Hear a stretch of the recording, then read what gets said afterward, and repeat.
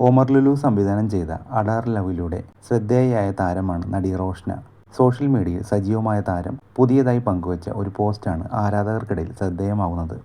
താനും നടനും തിരക്കഥാകൃത്തുമായ കിച്ചു ടെല്ലസും വിവാഹമോചിതരായി എന്ന് പറഞ്ഞായിരുന്നു താരത്തിന്റെ പോസ്റ്റ്.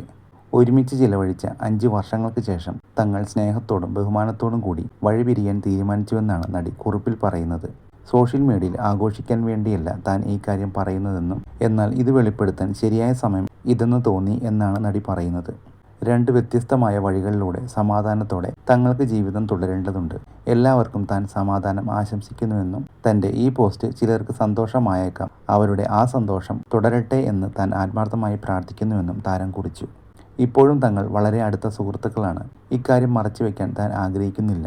ഞങ്ങളുടെ സ്വകാര്യതയെ മാനിക്കാനും വേർപിരിഞ്ഞ് സമാധാനമായി ജീവിക്കാനും അനുവദിക്കണമെന്ന് അപേക്ഷിക്കുന്നതായും താരം കുറിപ്പിൽ പറയുന്നു. ഒരു ആമുഖക്കുറിപ്പിനൊപ്പമായിരുന്നു റോഷ്ന ഔദ്യോഗികമായി വേർപിരിയുന്ന വിവരം പങ്കുവച്ചത്. 2020 നവംബറിലായിരുന്നു ഇവരുടെ വിവാഹം. അങ്കമാലി ഡയറീസ്, തണ്ണിമത്തൻ ദിനങ്ങൾ എന്നീ ചിത്രങ്ങളിലൂടെ പ്രേക്ഷകർക്ക് പ്രിയങ്കരനായ നടനാണ് കിച്ചു.